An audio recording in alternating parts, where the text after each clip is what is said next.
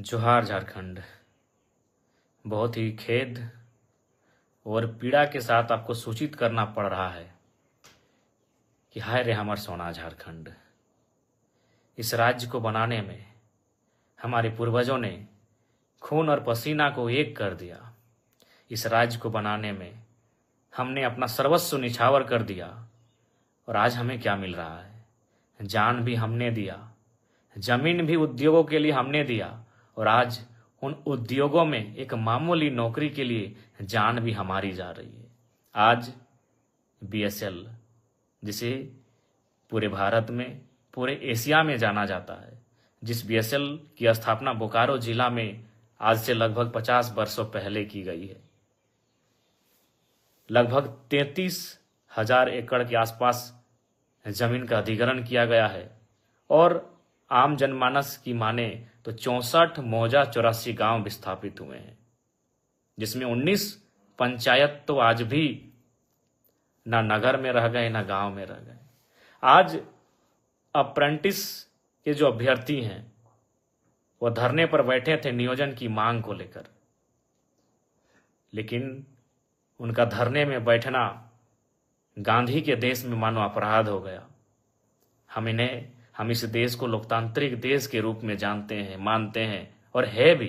यह देश गांधी का देश कहा जाता है, जहां लोग अनशन धरना के माध्यम से अपनी मांग को शासन प्रशासन तक पहुंचाती है।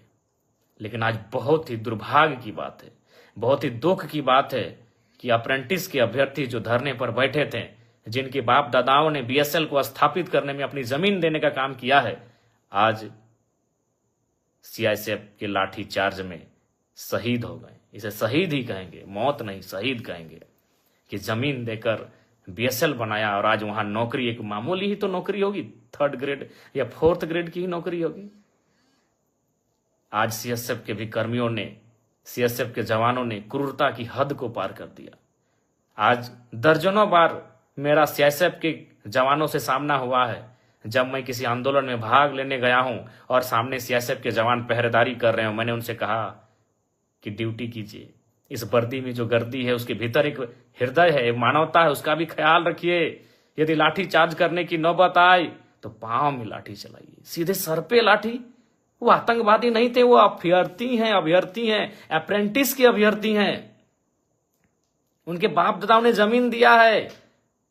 सीएसएफ के जवानों, जिस कारखाने की पहरेदारी करके, जिस कारखाने में आप ड्यूटी करके पगार और पेमेंट ले रहे हो ना, जिससे आपकी पत्नी अच्छा कपड़ा पहन रही है, आपके बच्चे स्कूल में पढ़ रहे हैं, जिसको आपने जान से मार दिया ना, उनके बाप की जमीन पर है वो। आप उनके बाप की जमीन की निगरानी करते हैं और खाते हैं, और आप उनको लाठी मार के जान ले लेते हैं। इतना क्रूर कैसे कि आप ड्यूटी की ट्रेनिंग ड्यूटी करते करते क्या आप संवेदनहीन हो गए? आपने अपनी संवेदना को खो दिया है सीएसएफ कर्मियों। इतनी क्रूर व्यवहार कैसे कर सकते हैं आप? खैर, जिसने भी सीएसएफ खुद, जिस जवान ने लाठीचार्ज किया है उसे बर्खास्त करे, सीएसएफ के जो आला कमान है, पदाधिकारी हैं, और नहीं तो ये आवाज राज्य में नहीं देश स्तरीय व्यापक आंदोलन का रूप ये धारण करेगा। और मैं आज विस्थापितों से हाथ जोड़कर प्रार्थना करता हूं, मैं एक विधायक की हैसियत से नहीं, मैं एक झारखंडी बेटा होने के नाते आपसे प्रार्थना करता हूं। 64 मौजा 84 गांव, पता नहीं 64 मौजा 84 गांव संख्या 65 है, 66 है या 84 की जगह 86 है, हमें नहीं पता एग्जैक्ट, क्योंकि हम तो तोपचांची से आते हैं। लेकिन हम लोग बचपन से सुनते आए हैं 64 मौजा 84 गांव के लोग विस्थापित हुए हैं। आज तो कम से कम एक हो जाओ, एक बेटे की बेरहम मौत को देखकर तो एक हो जाओ। 64 मौजा 84 गांव बीएसएल के तमाम विस्थापित, आज तो एक हो जाओ। आप सभी से मेरा आग्रह है, एक विधायक होने के नाते नहीं, एक झारखंडी बेटा होने के नाते इस दर्द को समझ रहे हैं कि आज क्या क्रूरता है हमारे साथ। जमीन भी हम देंगे, जान भी हम देंगे, एक साधारण सी नौकरी की मांग के लिए हमें बेरहमी से मारा जाता है। मारा नहीं, कत्ल हुआ है। इसलिए आज तो कम से कम 64 मौजा 84 गांव के लोगों एक हो जाओ, और जितने भी संगठन बने हैं। सुने 28 संगठन हैं विस्थापितों के बोकारो में। सेल, बीएसएल सेल में 28 संगठन बने हैं बोकारो में, अलग अलग नामों से, विस्थापित मोर्चा, युवा विस्थापित मोर्चा, संघर्ष विस्थापित मोर्चा, इनकलाबी विस्थापित मोर्चा। तो आज एक हो जाइए ना, अब तो एक हो जाइए। इतना बेरहमी के बाद भी अगर एक नहीं होंगे तो कैसे होगा। आज आप सभी से आग्रह है, एक हो जाइए। और तमाम विस्थापितों आपसे आग्रह है, विस्थापन की लड़ाई आप अपने भरोसे लड़िए। लोग समर्थन करते हैं, उनका समर्थन लीजिए। किसी राजनेता की अगुवाई में कभी आंदोलन मत कीजिए, अगुवाई आप स्वयं करें। विस्थापितों एक होकर इस आंदोलन की अगुवाई करें, निस्वार्थ भाव से करें। मरने से, इस सड़ सड़ कर मरने से अच्छा है लड़के मारा जाए। हम तो रोज मारे जा रहे हैं, कहां नहीं मारे जा रहे हैं, कभी भूख से, कभी दुख से, कभी चाबुक से। विस्थापित कभी भूख से मरते हैं, कभी दुख से मरते हैं, और आज बोकारो में प्रेम की मौत चाबुक से हुई है, शासन प्रशासन की लाठी से हुई है। इसलिए आज तमाम विस्थापितों से आग्रह है, तमाम आपसी गिले शिकवे को भुलाकर एक हो जाएं। मन व्यथित है, लड़ने के लिए हमेशा तत्पर हैं, लेकिन बस यही है कि हम एकजुट अगर हो जाते हैं, पक्ष विपक्ष राजनीति को भुलाकर आज सामाजिक तौर पे,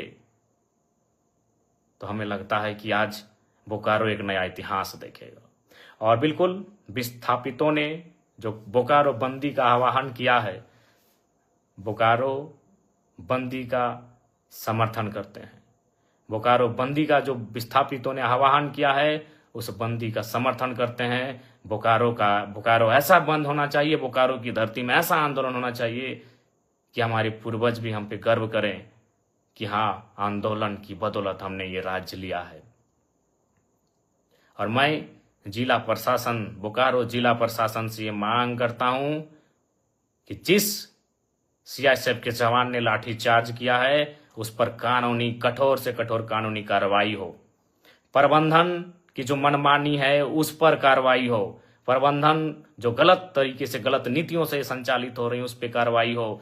यही सेल का नारा था। विस्थापित गांव के लोग कहते हैं कि जब तक बीएसएल सेल की चिमनी में धुआं रहेगा, तब तक विस्थापितों के हाथों में, घरों में नौकरियां रहेंगी। धुआं तो आज भी है, लेकिन नौकरियां कहां गई? धुआं आज भी है, नौकरियां कहां गई? हम आज तो बेमौत मारे जा रहे हैं, हम कुचले जा रहे हैं। झारखंड के तमाम विस्थापितों, बीएसएल कोई अमर हो के नहीं आया है। न बीएसएल ने अमृत तो पान किया है, अमृत का पान किया है। उसको साधन संसाधन हमारे बाप दादाओं की बनी जमीन पर बनी सड़कों से जाता है। उसे पानी टेनू घाट का मिलता है। अगर टेनू घाट का डैम का रास्ता एक दिन अगर दामोदर नदी में मिला दिया जाए, तो बीएसएल बाप बाप कर उठेगा। याद कीजिए विनोद बाबू का वो दौर, जब उन्होंने कहा था कि डैम, हमारी जमीन पर जो डैम है, अगर हमारी नहीं सुन रहे हैं तो पानी नदियों को दे दिया जाए। अगर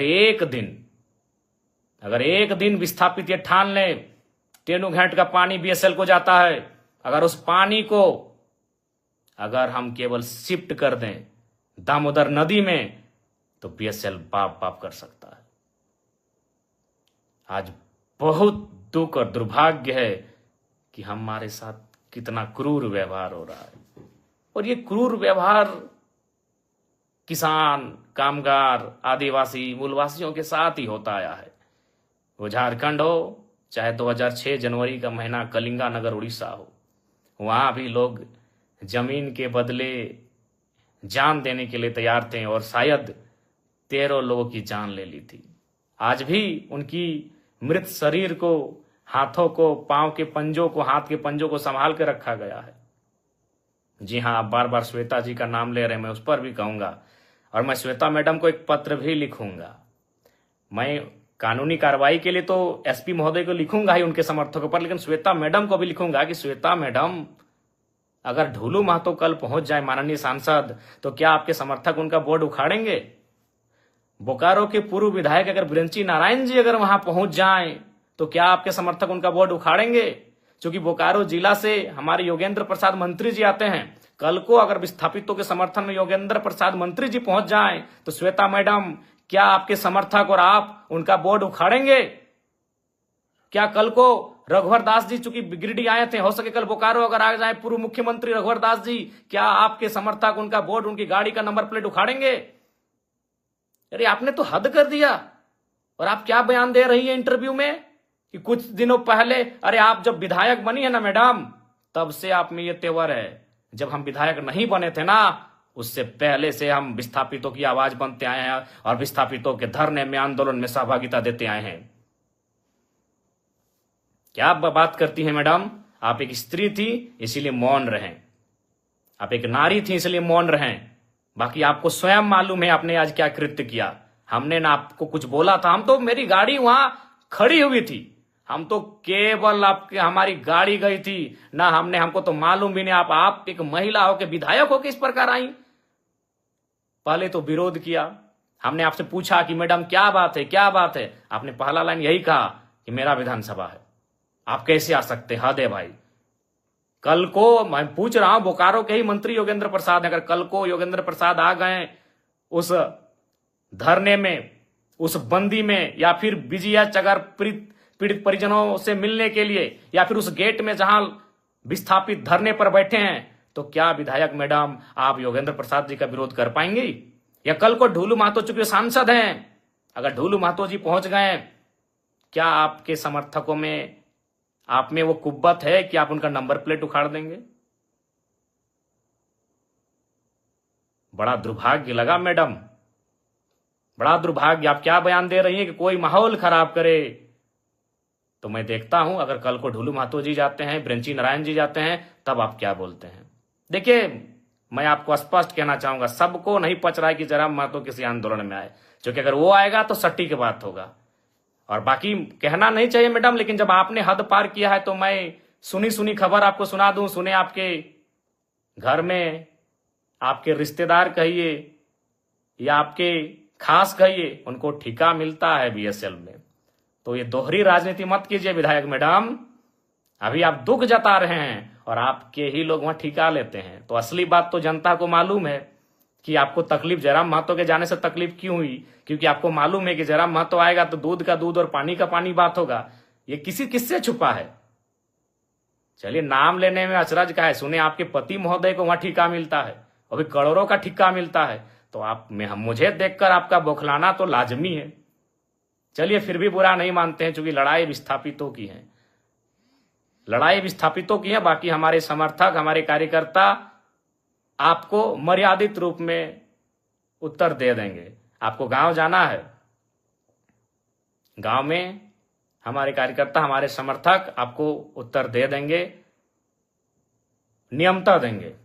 लेकिन आपका ये जो बयान, ये भर्सन कि बोकारो मेरा है, बोकारो विधानसभा मेरा है, वही तो हम देख रहे हैं। अगर कल योगेंद्र प्रसाद, चूंकि वो तो गोमिया के विधायक हैं, आपके हिसाब से वो गोमिया के विधायक हैं, अगर वो कल चले जाते हैं माननीय योगेंद्र प्रसाद, तब किताब के समर्थक उनका बोर्ड तोड़ते हैं कि नहीं तोड़ते, ये भी हम देखेंगे।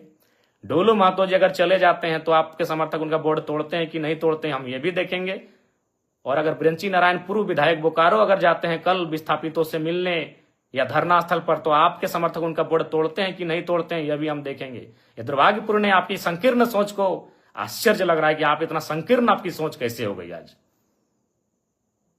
खैर, सोच आपकी संकीर्ण कैसे हुई, और हम तो बिल्कुल स्पष्ट कहेंगे, झारखंड वासियों, विस्थापितों, विधायक मैडम के साथ जितने लोग पीछे खड़े थे, आप करीब से उनको चेक कर लीजिए, वो झारखंडी नहीं थे। विधायक मैडम के पीछे जितने लोग थे, जो बोर्ड हमारी गाड़ी का, चूंकि हम पीछे आ गए, हमारे समर्थक भी हमें घेर लिए थे, हमारे समर्थक नहीं, जो विस्थापित लोग थे धरने की, दादा आप मत जाइए उधर, उसी बीच उन्होंने हमारी गाड़ी को तोड़ फोड़ करना शुरू किया। और हमने पहले ही कह दिया था कि उनको जो करना है करे, वो नारी हैं, हम कुछ नहीं बोलेंगे। बल्कि हमने आपको प्यार से बुलाया कि मैडम बात क्या है, क्यों यह व्यवहार आप कर रही हैं। तो ये बहुत ही दुर्भाग्य की बात है, आपका जो ये व्यवहार रहा, ये बहुत ही दुर्भाग्य की बात है। लेकिन फिर भी हम उस पर चर्चा नहीं करेंगे, क्योंकि यहां सवाल विस्थापितों के साथ न्याय का है। बाकी आपको हम एक पत्र लिख रहे हैं, उस पत्र का आशा करते हैं आप उत्तर देंगे। पुनः विस्थापितों आपसे यही कहेंगे कि आप अब तो एकजुट हो जाइए, आप एकजुट हो जाइए। कब तक अलग अलग बैनर में, कब तक अलग अलग नामों से, युवा विस्थापित मोर्चा, क्रांति विस्थापित मोर्चा, उलगुलान विस्थापित मोर्चा, किसान विस्थापित मोर्चा, कब तक? अभी समय है, एकजुट हो जाइए। और आप सभी से आग्रह है, और फिर कहेंगे, हम तमाम विस्थापितों से आह्वान करेंगे, कल बोकारो का जोरदार बंद किया जाए। मैं तमाम विस्थापितों से आह्वान करूंगा, तमाम विस्थापितों से अनुरोध करूंगा, कल बोकारो जोरदार बंद होना चाहिए। जोरदार बोकारो बंद का हम लोग समर्थन करते हैं, और बिल्कुल समर्थन ही नहीं करते हैं, एक कोने में हम भी खड़ा रहेंगे, एक विस्थापित का बेटा बनकर, एक विस्थापित का भाई, एक विस्थापित का सहयोगी बनकर एक कोने में मोर्चा संभाल के हम भी खड़ा रहेंगे। एक नेता की हैसियत से नहीं, एक विधायक की हैसियत से नहीं, एक झारखंडी की हैसियत से हम भी एक कोने में, जहां आप बंद करेंगे वहां हम एक कोने में खड़ा रहेंगे। कल चूंकि हमारा गिरिडीह में उपायुक्त से पूर्व का एक कार्यक्रम है, उपायुक्त और 6 के 6 विधायकों के साथ आधा घंटा का बैठक है, उस बैठक को समाप्त करके हम निस्संदेह बोकारो की धरती में आएंगे। तब तक हमारे जितने भी समर्थक हैं, हमारे जितने भी चाहने वाले हैं, हमारे जितने भी कार्यकर्ता हैं, उन सभी से मेरा आग्रह होगा, बोकारो बंद का जोरदार समर्थन करेंगे, विस्थापितों की आवाज को बुलंद करेंगे। और प्रेम महतो जिनकी बेरहमी से हत्या हुई, इस हत्या नहीं, ये शहादत कहें, उन्होंने विस्थापितों के लिए शहादत देने का कार्य किया है। आज बस आग्रह यही है कि इस बार एकजुट हो जाइए। और छोड़िए विधायक मैडम, सबको मालूम है उनको हमारे नाम से क्यों चिड़चिड़ा हुई, हमारे नाम से उनको क्यों तकलीफ हुई, किसी से छुपा नहीं है। क्योंकि हम तो वही पूछ रहे हैं ना भाई, हम दूसरा क्षेत्र का विधायक थे। अरे मैडम, हम जेल कैंप पार्टी के केंद्र अध्यक्ष हैं, 40,000 वोट हमें भी मिला है बोकारो विधानसभा से, इस बात को भूलिए मत। और हम देख रहे हैं ना, कल जा रहे हैं, मंत्री महोदय सुनने जा रहे हैं, योगेंद्र प्रसाद जी, डुलू महतो जी जाएंगे, देखते हैं आप विरोध करते हैं कि नहीं, देखते हैं भैया, हम भी देखते हैं। बाकी पुनः कहेंगे, 64 मौजा 84 गांव, एकजुट हो जाइए। और सीआईएसएफ के जवानों, इतना क्रूर कैसे? भगत सिंह सही कहते थे कि आजादी तो हम अंग्रेजों से ले लेंगे, लेकिन क्या वो आजादी गांव तक जाएगी या अमीरों के हाथों में रह जाएगी? बिल्कुल अमीरों के हाथों में आजादी है। आज भी उद्योग घरानों के हाथों में आजादी है, उनके इशारे पर पुलिस काम करती है, उनके इशारे पर प्रशासन काम करती है। और मैं झारखंड पुलिस से भी आग्रह करूंगा कि ये आपका क्षेत्र था, झारखंड पुलिस से भी मैं आग्रह करूंगा कि आप सुरक्षा दें, विस्थापितों के आंदोलनकारियों को सुरक्षा दें, विस्थापितों की आवाज को सुरक्षा दें। मैं माफ कीजिएगा, मैं बोकारो उपायुक्त मैडम से भी कहना चाहूंगा, जो लोग दोषी हैं उन पर कार्रवाई की प्रक्रिया को फौरन आरंभ करें। विस्थापितों की आवाज बुलंद हो, विस्थापितों को न्याय मिले, विस्थापित एकजुट हो, मैं यही चाहता हूं। जय झारखंड, जोहार झारखंड।